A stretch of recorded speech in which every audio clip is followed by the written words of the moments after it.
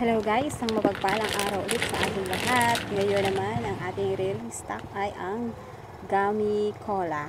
Ngayon, magsasanitize na tayo ng ating mga kamay dahil ang paghahawakan natin ay isang uri ng pagkain. Ayan. Ito guys, ang garapon na lalagyan natin ng gummy candy. Malinis na yan guys. Pinasan ko. Lalagyan ng plastic ang ating mga kamay upang manatiling malinis ang pagkain na ating hahawakan. Ayan na guys.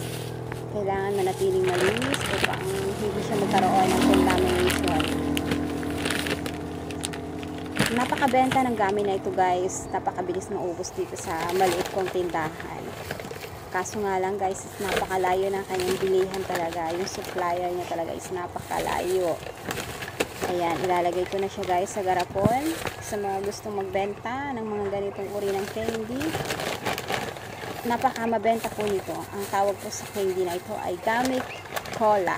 Ayan, kahit po sa mga bata, matatanda, napaka mabili din po. Gustong gusto po nila yung lasa. Dahil napakasarap po talaga ng lasa nito. Lalo na po pagka natitikman nyo na po. Ayan, guys, pakipalo ako sa aking YouTube. Pa-subscribe na rin at mag-iwan ka ng bakas para mabisita kita. Okay, thank you. Salamat.